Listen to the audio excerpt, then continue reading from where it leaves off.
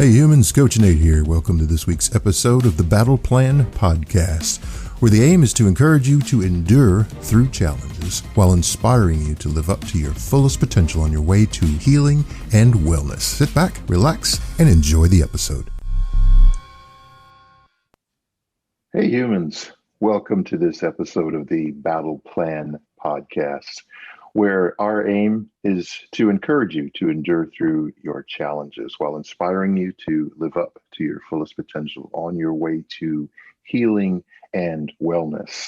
The goal really is to provide you with strategies, insights, views for myself and those who I'm fortunate enough to have as guests to equip, arm, provide you with tools and resources to navigate your life journey so that you can heal, that you can be the best version of yourself, more than a cliche, but a purpose in life.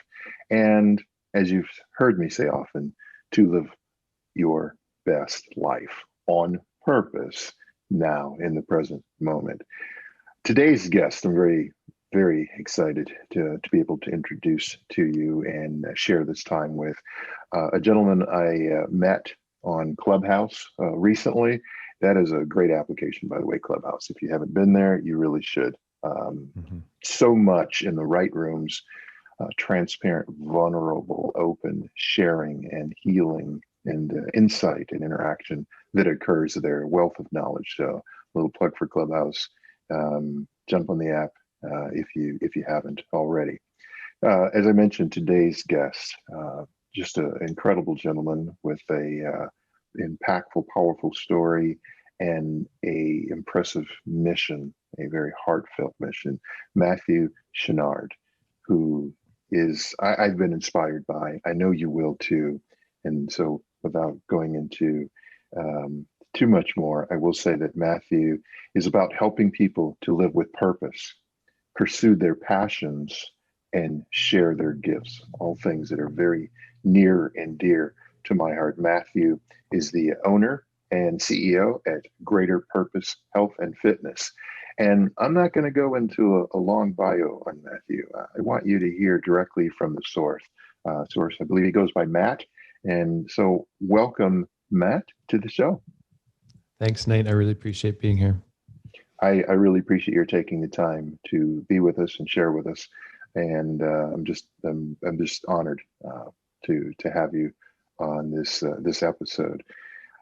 I'm going to start with asking a question that generally gives insight to who an individual is, and that is just simply, who is Matt? Yeah, this question is a good one. I often ask people on my podcast this question too, or just people I'm close to, and it's interesting to hear responses based on, sometimes we use titles, sometimes we use what we enjoy. But like you mentioned, I am passionate about helping people live with purpose, pursue their passions, and share their individual gifts with others. So that's a mission. I'm on a mission in the next 3 years to help 200 people with that, maybe more. I am a husband. I have a wife.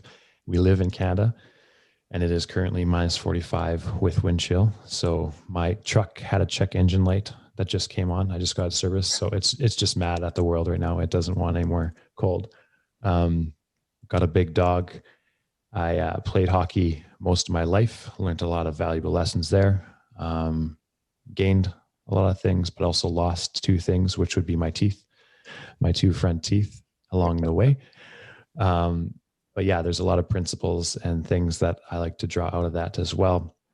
So I would also add in that I am very passionate about observing commonalities across different modalities and principles, and trying to create connections between ideas and people and people and people and ideas. Wow. So it appears that we have more in common than I thought, being about purpose, passion, people, and gifts. Growing up in Minnesota, yeah, sure, don't you know, you betcha, where the temperature is very similar. We were neighbors. And I also have a fake front tooth, although mine wasn't hockey. It was a jack stand that was entangled in my jumper cables as I yanked them from the trunk on a rainy day when my car wouldn't start. So I learned to get my anger in control early. Talk about lessons, but wow, interesting. That I'm hoping that your cold weather season ends soon. Although, cold weather, one of the reasons I moved away from Minnesota is I don't believe in living chirogenics. I came down here to Florida to thaw it, and it seems to be working in any regard. Great quality of life. I will say that there's some very positive things to be said for that, and your family life that you've described is obviously something that's important to you. You also described something when we spoke recently that I found very intriguing, and I want my guests to hear more about it. And that is the health and fitness flywheel. What is that? Can you share more about that? Yeah, it's this ongoing pursuit and understanding for me that we often think we can attack one aspect of a human being or ourselves. So, for example, just work out and then we'll be healthy and fit, or just put most of our time into our professional life and become financially stable, or just eat well without exercising. So there's a lot of subcategories too within this, but the actual flywheel itself, I believe, now I'm nervous, I think it's Jim Collins. He came up with the flywheel, or he talks about it. Mm-hmm. Basically, if you picture a wagon wheel with 5 spokes, the idea is that there's 5 different categories that you have to put pressure on in order for the wheel to continue moving forward. Hopefully that's a good visualization. So if the one spoke was too close to the hub of the wheel, it's not going to roll as smoothly. And if I only put, as this example would say, time into my physical health, then if that spoke breaks, I'm going to be standing still. So the idea is to be as balanced as you can, but also understanding you have to get out of balance to be in balance. So I have to put time and energy, which is a currency or an asset we have, into my faith, into my physical being, into my mental health, into my purpose. And there is one more, yes, connection. So that's the 5 aspects of the flywheel that I've kind of come up with based on seeing different parts of the world that live for a really long time, and not just a long time, but a thriving time on Earth. So the blue zones in the world, I have to make sure I say this right, but centenarians, they have this highest per capita of centenarians, and they've studied these places, and basically they encompass all these things, right? They might not eat the most perfect diet all the time, but they're still in community, and they still have a faith-based community. They still work, they still have a sense of purpose. So it's not just one thing, it's everything that makes up a healthy and fit human being. Very interesting. That so closely aligns with the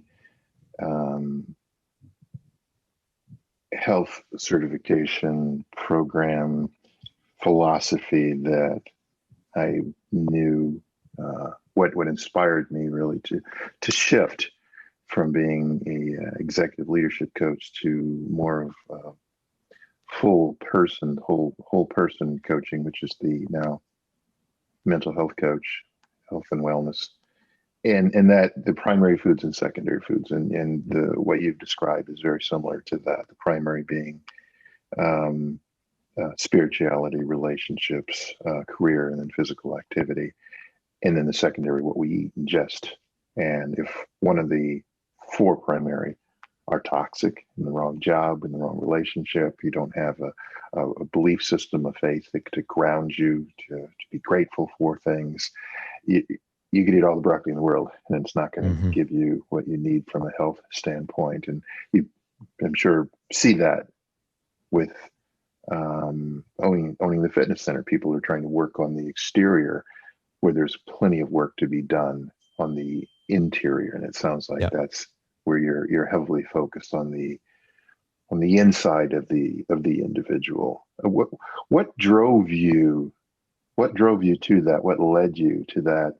Either understanding, discovery, aha moment, or how did you arrive at that was the path for you? Yeah. A lot of things, I guess. So my wife actually is in the process of sharing her story more. She went through difficult exercise addiction, eating disorder combo. So something that was so consuming that on the outside looks so good, meaning it's hard to tell someone, it's hard to understand why exercising a lot might not be a good thing. So when a passion turns into an obsession, or thinking that if I just focus on this one thing and I, like you said, this outward appearance looks like I'm really healthy and fit, I mirror what the world is telling me to look like. That does not mean on the inside is a reflection of that. So that's kind of has played a role in that, and seeing her journey through that and hearing her story and her telling that, and knowing that we often chase these idolized things, like a certain amount of money in our bank account, a certain way of looking, a certain way of living, and feeling like that is what equals our fulfillment and our purpose and our joy. When in reality, if we had a better understanding of ourselves and we actually committed to doing things like exercise, for me, which would be like an act of worship and appreciation and gratefulness, chasing that instead, then the byproduct is, hey, maybe I'll look really fit. Maybe my bank account will be okay, but that's not the pursuit. The pursuit is the fulfillment. The pursuit is the purpose. And the byproduct may be these things, but we're not dependent on it. So that's kind of where it's all started, is noticing that we tend to just pick one thing and expect it to fix everything else.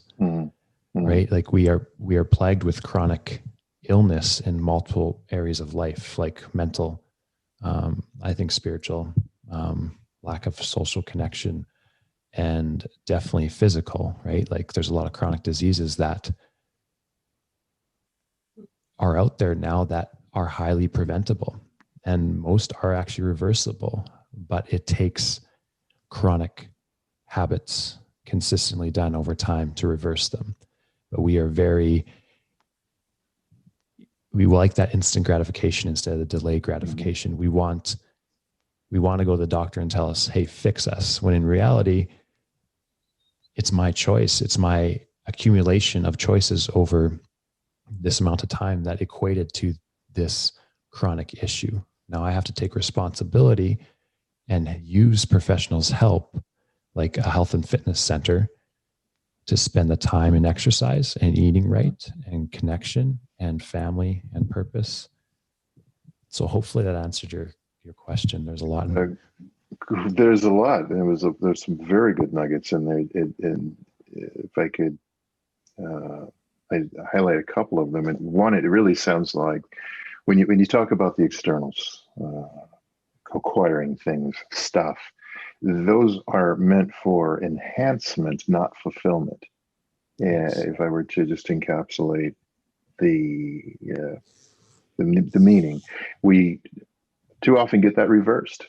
If I get this car or this job, or as you've expressed, if it was the exterior. If I'm this physically fit, I'll be fine. I'll feel fulfilled.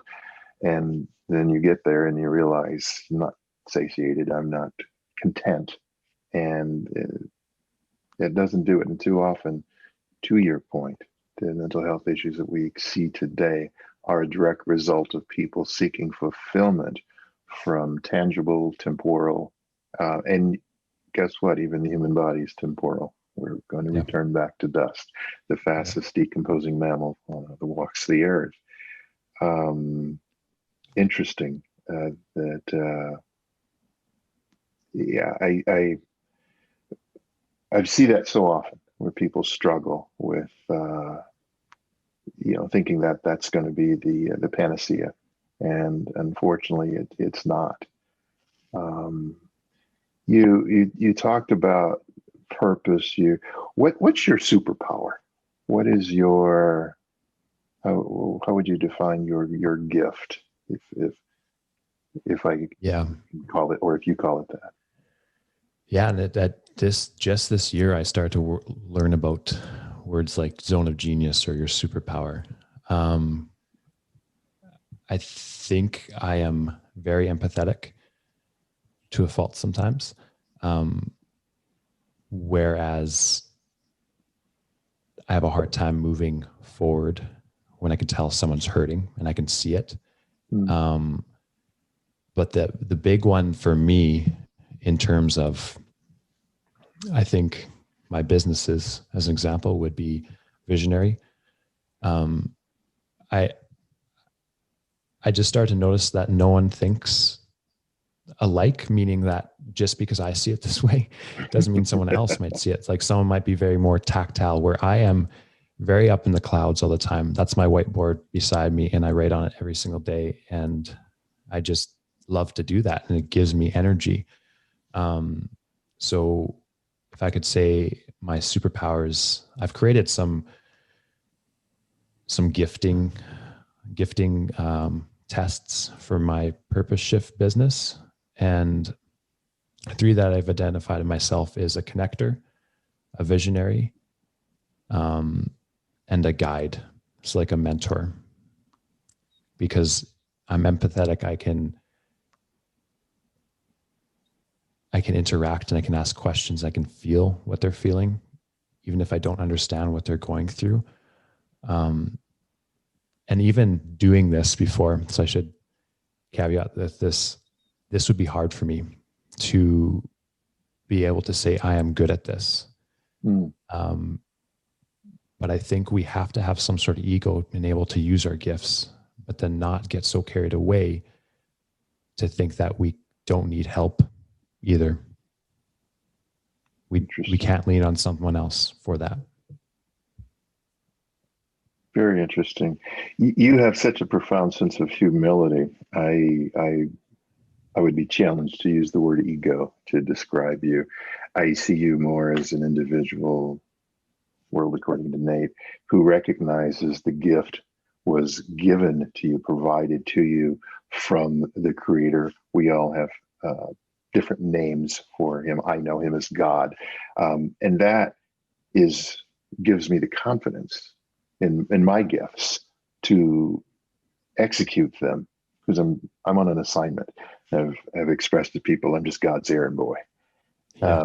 But I'm fully and hopefully committed to executing the assignment that he has given me, and I'm going to do that with boldness. And that's just that I mentioned that because that's what I see in you. When you talked about empathy, I don't know that we can be too empathetic. That is also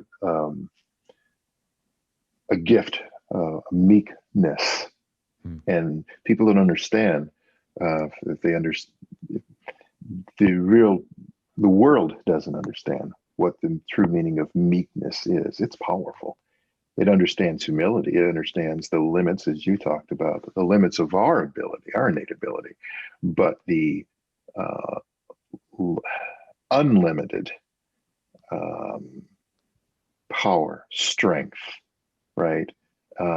We talk about omniscient, omnipresence, omniscient. I'm not saying that word right.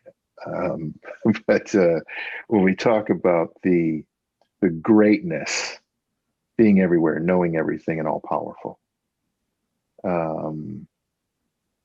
And if that is the source of your gift, then there's no limit to that, and you're carrying out a divine mission. I've discussed a little bit about purpose, passion, and gifts and weaknesses as we're on the subject Yeah. of gifts. Can you talk a little bit more about that? Yeah. And purpose is, sometimes I hesitate to talk about it because it's really hard to define. I don't think we'll truly know our purpose while we're still on earth, right? Like, because it's a mystery. Matthew McConaughey said this in a podcast, I think on the Story Brand podcast. He said it's a mystery going forward, but it's a story looking back. Oh yeah. What I really like that. And it's like, well, I don't know what my exact purpose is tomorrow, but I can show up with purpose in this next moment, in this relationship, in this conversation, in my job, with my gifts, my passions. So I think it's more about who you are and what you do, and not what you do exactly. I think we get so caught up in thinking my purpose is what I'm doing. So my purpose is a CEO of this gym. No, it's just something I do. It's a platform I've been given to pursue my mission and my purpose. And then I think passions, like pursuing passions, is really important, because I think God's given us those passions as kind of road marks. Like when you start to talk to people and you see that they're not as passionate about something as you, it's usually a pretty good indicator that it's a passion, right? Like if someone wants to talk about food all day long, like I love pizza. I love eating pizza. I should say that. Okay. But I'm very passionate about these conversations, and it just started to become more apparent over the past year, as I noticed not everyone enjoys these kind of conversations, but I really do. So being curious about those things, and I like that word, curious, like giving ourselves the ability to be curious and pursue different things and not having an agenda behind them. Like maybe I try this thing, but I'm not actually passionate about it. And that's okay. And your passion doesn't have to be your job either. We have many different passions. I love mountain biking. I love drinking coffee, eating pizza, having these conversations, but I might not be a professional mountain biker, and that's okay. And the last one was gifts. I think you kind of touched on that too. It's what are those things that come naturally to you that someone had to try really hard? Because I believe we can become skilled at something. Like I am not naturally gifted at public speaking. I've had to work at it. I've become much better at it. But I knew that about myself. I knew I'd have to work at it. Whereas doing whiteboard stuff and more visionary stuff, it just comes easy to me, and it doesn't take my energy away. It actually gives me energy. So I think that's a good indicator to know if it's a gift or not, is does it come naturally to you? And when you watch other people do it, do you see them laboring at it? And does it give or take energy from you? Interesting. Does it come naturally? Does it come easy? And does it give or take energy? So is that how then you tie into weaknesses? You feel that if it takes energy, that is considered, or how are you defining the weaknesses? Yeah, and I think we don't have to show up somewhere into a job and say, this is my weakness, unless it's benefiting the whole. Like what I mean by that is it's something I would have to work at. Like I think we can put effort into something and get really good at it. I am not a gifted teacher.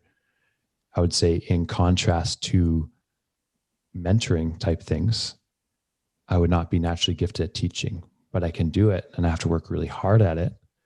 But if I know my gifts and understand my weaknesses, it enables me to show up in businesses, relationships, churches, and know that if I'm weak at this, someone else is probably good at it. And having the ability to understand that, then I can reach out to others. And the more we understand what we're good at and not good at, the better the whole does. So the better my business does, the more I understand that I'm not good at everything. And I don't think I should have to be good at everything or take credit for everything, because then that's about me and not the actual mission or vision of the whole. Very true. Very true. And we are all gifted in different things. We all have different abilities, and the best teams are comprised of, as I've built them, in when I was in the corporate world, best analogy I've heard. 5 out of 6 new businesses fail within the first 3 to 5 years. 5 out of 6 fail in the first 3 to 5 years. 6 out of 7 businesses started by Harvard grads succeed. 6 out of 7 succeed. And why is that? Because they're smarter? No. What they do is they assess where their strengths and weaknesses are, and they go out and they hire the best resource for where their areas of weakness are. And if we have, as individuals, I mean, you've laid it out there, if we can assess where our strengths and weaknesses are, and then complement, first have enough humility to say, I can't be all things to all people. I can't do everything. I don't have every skill in the world. This is what I've been gifted or given the ability to do. And I believe it to be my purpose. I'll find out later, as you say.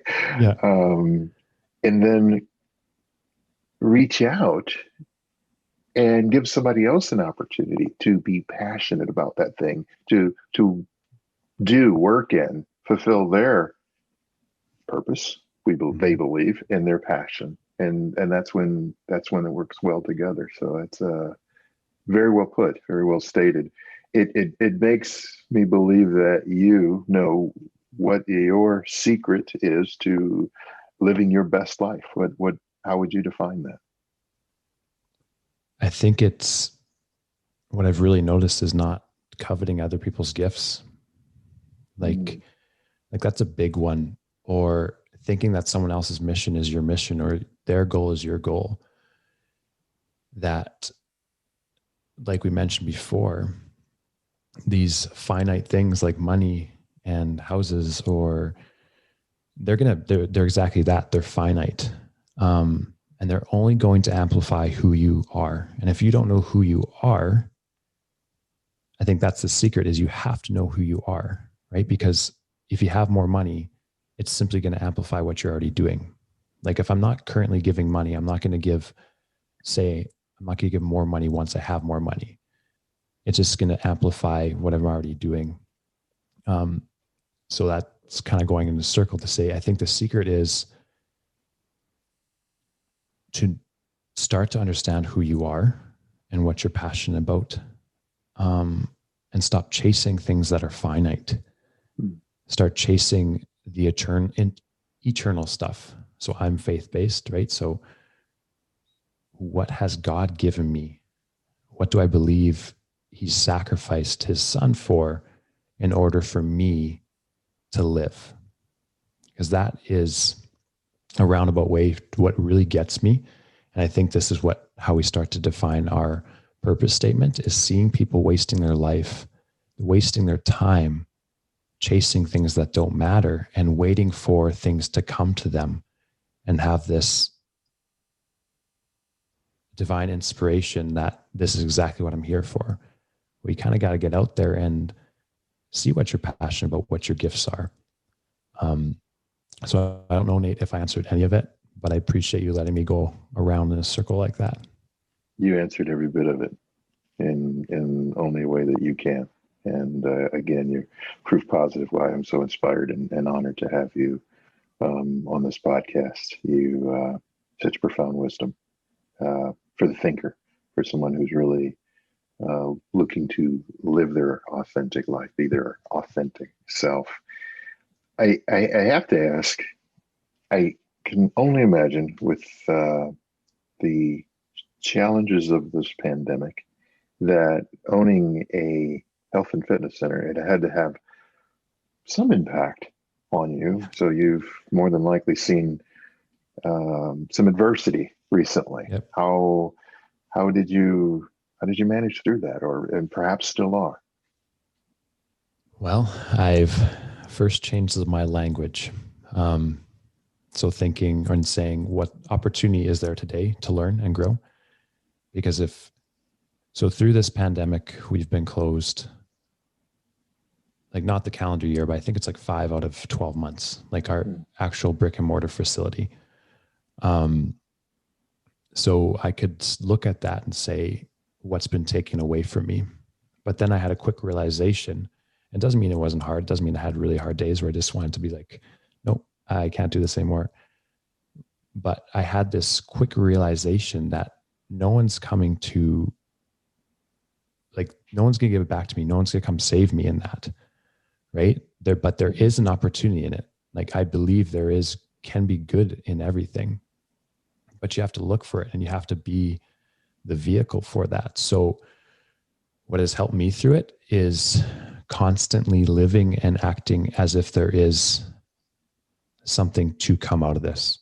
It might not be exactly what I want. It might not be, if I wanted it to, it would be 12 months of the year we would have been opened. And all my labor and hard work I'd be able to see it.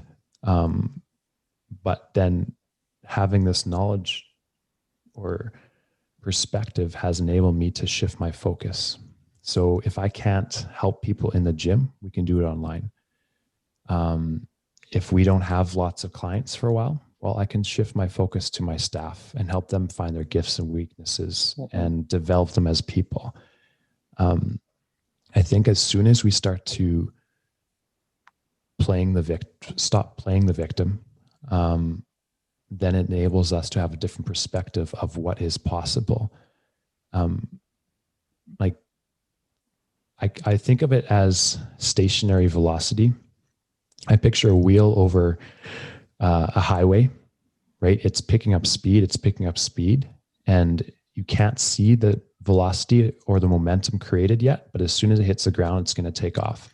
So that's what I picture our gym is like right now, because we're just still in the preliminary stages of reopening, is that we're this wheel creating velocity, creating cohesion, creating vision, culture. And that when we have the opportunity, then we'll almost catapult ourselves towards our mission faster. Interesting. So your view on, rather than looking at what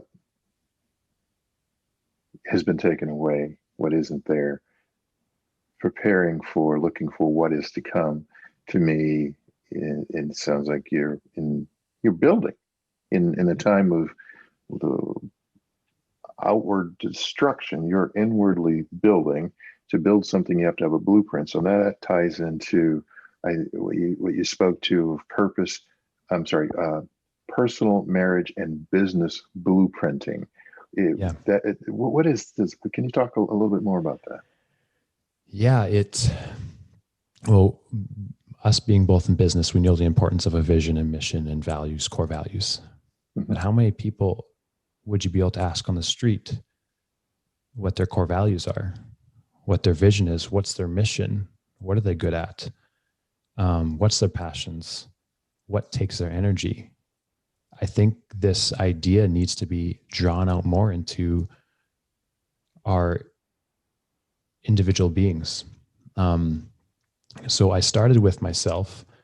So if I personally wrote down, that's the paper behind me, my core values and my purpose statement. And then I started to draw it out bigger and bigger. Well, what are my passions? What are my 5 love languages? What's my Enneagram? Because I think we often get caught up on one personality test, but it's just data. It's just helping me create a better understanding, and help me grow into what I've been created to be. So that's the idea, is I just continue to build this blueprint, helping people understand who they are. And then that, as I did that, well, if we do that in businesses, or we could do that in businesses that help our staff develop themselves in that way, how much better would the whole do? Because going back to what I was saying before, if we understand your individual gifts and weaknesses, then the whole does better. But also, as a CEO, I have to understand that not everyone's going to be as deeply attached to the vision of my business. But I can attach my individual teammates to their own vision and their own passions. To that then enables me to connect them, their goals, to the bigger goal. So that's the organization one, and the personal one, and the marriage one. I think it's really important too, is understanding what your spouse needs or your partner needs and saying, this is their love language. I need to know that, right? I need to be acutely aware of what that is. And I also need to know that how I see the world, like I mentioned before, might not be the same as my wife, Jaleesa, sees the world. As an example, she's very today focused, amazing work ethic, and can get stuff done, where I am very abstract and I'm 20 years in the future. And I'm like, well, if I drink this cup of coffee, this is going to do this 10 years from now, as an example. I don't actually think that. So basically what I see is individual blueprints can make whole blueprints. So relationships. So if I have my individual blueprint, my wife has her own individual blueprint, that makes the whole better. If each staff member in my gym, my fitness facility, has their own, that's going to make the whole better too. Mm-hmm. Wow. It sounds like you're very big on planning, looking at all aspects of life, having a strong vision for the future. And that's how you create peace and stability. Many times stability gives us peace. And as much as we're talking about vision, what if we were to look back? What, if you had the opportunity, would you say, what wisdom would you impart, share with your younger self if given the opportunity? Yeah, I would say, don't be afraid. So I alluded to that I played hockey for a long time. And this is going to be me sound confident, but I was very good, but I did not go as far as I could. And this isn't like way back in the day, I was this good at this. It's not that kind of story, but I was playing fearful. I was suppressing what I was good at because I didn't want to make a mistake. I didn't want to put myself out there. I didn't want to put myself on a pedestal. I didn't want to be seen as that person. So I played very safe, and in order not to make a mistake. So that's kind of the drastic shift I've had over the last, honestly, probably 5 years, is leaning into that more. Okay. So I was deeply afraid of public speaking, and doing things like this. Okay. So I know that, but I also know that there's good things on the other side of public speaking. It enables me to do this stuff, right? I wouldn't have this opportunity if I didn't put myself out there. Mm-hmm. Sure. When you put yourself out there and you're being vulnerable, you're going to get hurt. Like things are going to happen.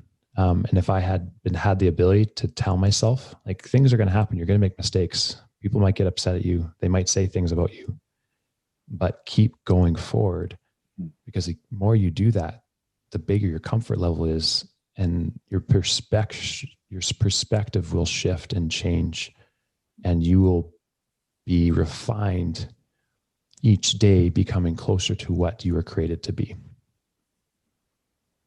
Wow. I like that. You can increase your comfort level by making yourself uncomfortable, by leaning into areas that you're not comfortable with. Yeah. It helps if you're passionate about them. It helps if it feels like something you feel like you are meant to do. You're so good at speaking. Clearly, you're Thank you. Strong in forming thoughts and expressing and sharing them. So it appears very natural. I would never know that was a challenge area of yours had you not told me. So it's a skill I've had to develop. Clearly, and have done so. That's phenomenal. One last question. Sure. Who is your hero and why? Ooh. That's a hard one. I think I have a hard time naming one person. Honestly, I think it's a combination of acts I see multiple people doing. So it's attributes of the people.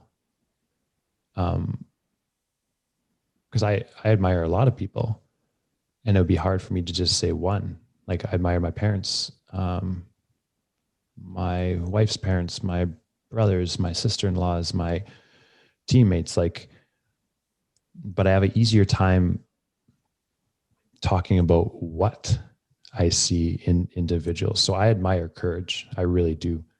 I admire people acting in spite of fear and doing something even though they know it might not be a guarantee.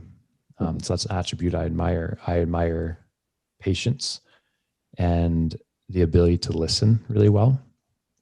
So that kind of goes back to core values. So I kind of watch people and I watch what I would like to encompass and then try to mirror that in myself if I can.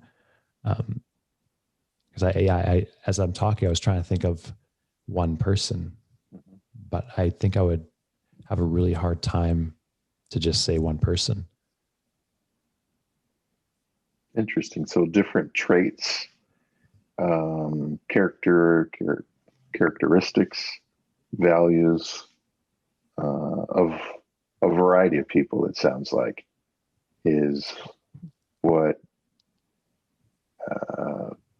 impresses you, what perhaps motivates or inspires you, as opposed to an individual. Yeah, seeing people break free of what the world is telling them to be.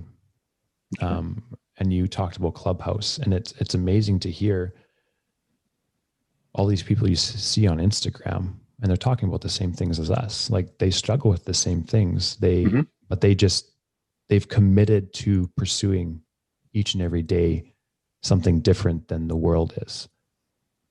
Like, they've stopped listening to what the world tells them to do and start living into their individual gifts and purpose, I guess. And I had a thought originally from before, but you're talking about discomfort, helping grow comfort. So I committed to being, my theme word for the year is discomfort, because I found there's a lot of comfort within this discomfort. And so I do ice baths, I do things like that. But that's what people see, and they think that's what discomfort is. But I truly think I am way more uncomfortable telling my wife I'm sorry first. Like, that's hard. That's uncomfortable. That takes courage. It's actually outwardly easier to sit in an ice bath than it is to love someone without expecting something back. If that makes sense. So that's what discomfort means to me. It's everything. It is the gateway to growth in my mind. That is an absolute profound point.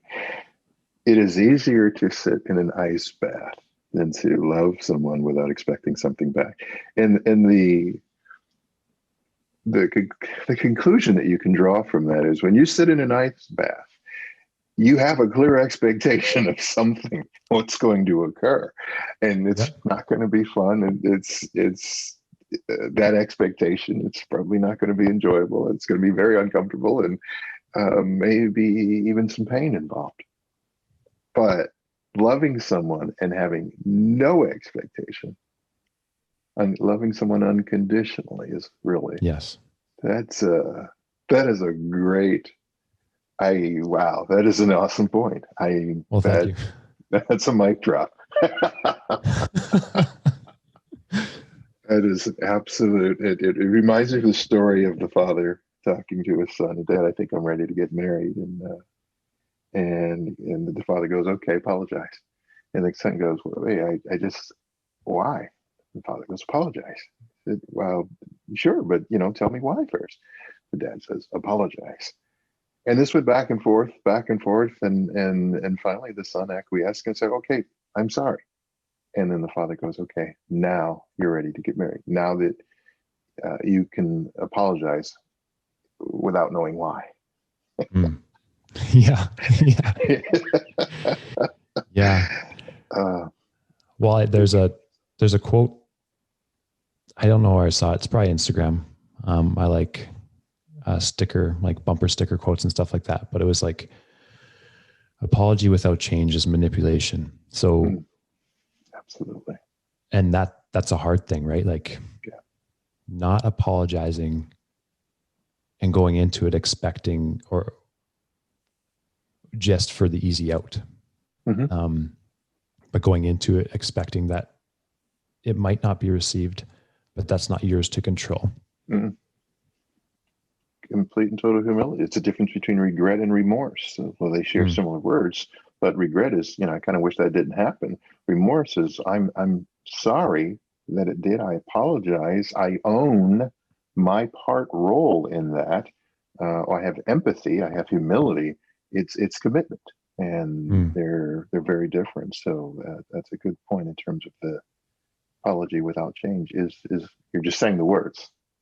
Yeah, you don't mean them. You don't believe them, and they're not sincere. And I'd rather you not. Yes. In that case.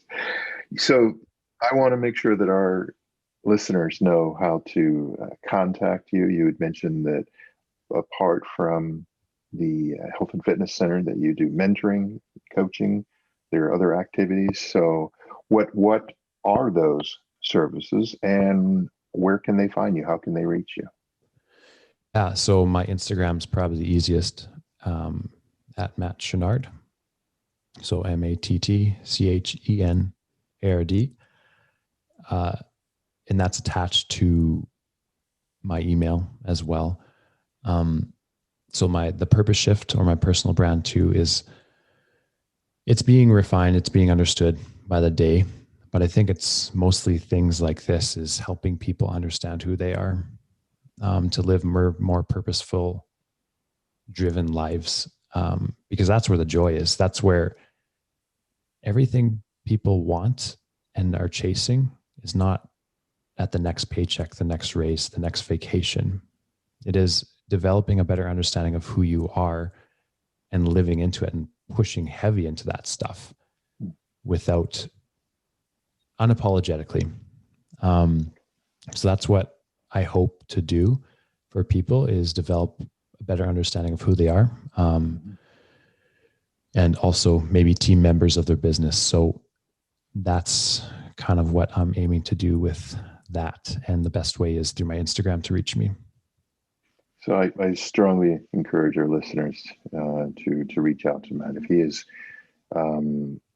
made an impact on you, shared something that resonates with you, you want to hear more, you'd like to work with him, if you have any semblance of a feeling of that, more than likely you're his people and he's yours, and reach out to him. He is, in the short time I've known him, one of the most authentic people I've had the privilege of meeting. What you see is what you get, and just an authentic, caring, compassionate, God-centered person. There are people that speak of it, but I believe Matt to be living it. So encourage you to reach out to him. Matt, it has been an absolute honor to be graced with your presence, your insight, wisdom on this episode. I'm looking forward to sharing it with my listeners. I know that they will find immense value in it. Anytime we have an opportunity to share our gifts with the world to help enhance and better other people's lives, that is a life well lived. That is a day and a moment of value. That is an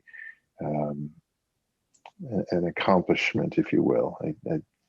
I did something good today, and I'm going to aspire to get up and do it again tomorrow. So thank you for your time and your insight. And before we wrap up, any last words of wisdom or anything else you'd like to share with the audience before we wrap up? Well, I really appreciate being on here, Nate. The opportunity for that. I think words of wisdom would be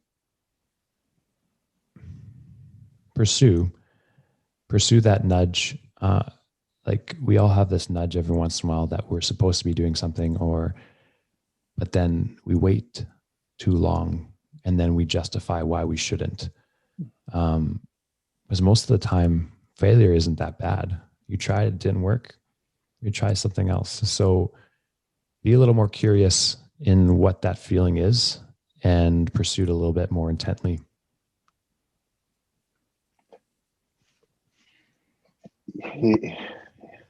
Not often people drop the mic twice in a conversation. You're going to make me feel so good, Nate. I love it. I'm just giving back to you what you're giving. Thank you. Thank you for Yes. that. Thank you for your time and your insight. It's been an absolute pleasure, and I look forward to us being able to have continued conversations. And just as a sneak peek for my listeners, look forward to an upcoming clubhouse room with Matt and I. We'll let you know when that occurs. Thank you again. Yeah. Thanks, Nate. Hey humans, Coach Nate here with today's battle plan strategy tip. Make no doubt about it, we live in a dark world. One of the ways to counter that is to illuminate it with light. There's a quote by Edith Wharton that says there are two ways of spreading light: to be the candle or the mirror that reflects it.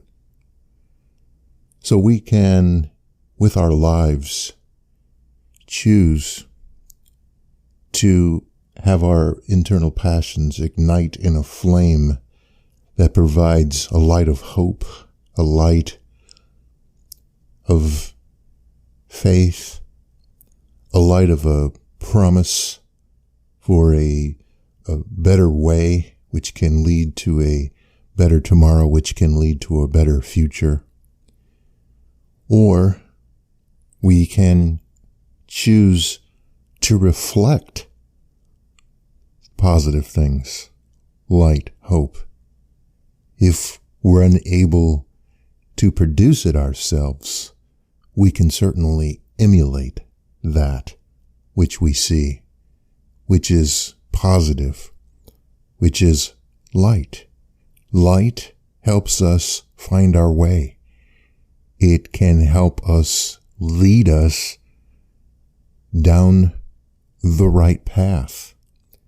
It can also show us obstacles, potential dangers that are in our way. There are certain things lurking in the dark that are afraid of light, and they will move out of the way. Light can blind things. It is a powerful force. It is a powerful tool. We can choose to live without hope, dwell in the dark places and the negativity, and just accept that that's the way it's going to be. That's the way it was always meant to be, and that's the way it will always be. Or we can say, I'm choosing to do something different. I'm going to have a burning desire within me that I'm going to allow to evolve and develop into a passionate flame. And I'm going to be that which I seek and desire, and set an example. Be the change that I hope for and look for. Be the type of person that I wish the world were filled with. In doing that, you also provide the opportunity for others to look upon you as a mirror, for them to reflect your light. And in their reflecting your light, they may develop the ability to establish their own burning desire, passion, flame, and become a light in and of themselves. It's contagious, inasmuch as socially unacceptable behavior, well, it used to be socially unacceptable, that was all negative. But some types of behaviors lately have become socially acceptable, even though they are toxic and unhealthy. So I should say that negative behaviors, yes, are highly contagious. Positive ones can be too. Be the light of change. Be the flicker of hope in the flame of your passion of a better place for us to exist, better human beings. Be the type of person that you want to see, have, and interact with in this world. And allow others to reflect on that and reflect you. That is how we change things, the direction, move forward, move up out of the mucky muck, and establish a better world, a better place, one in which we can all, by this choice, live our best life on purpose now. Well, I hope you've enjoyed this week's episode and were able to find some nuggets to help you in your pursuit of living your best life. For more information on my coaching and programs, please visit my website at natebattle.com, where you will find all of my social media links, including my YouTube channel. If you love this content, share this, tell somebody about this, show them that they matter and you care. It's been an honor to share with you. Now go out and live your best life on purpose now. Be well.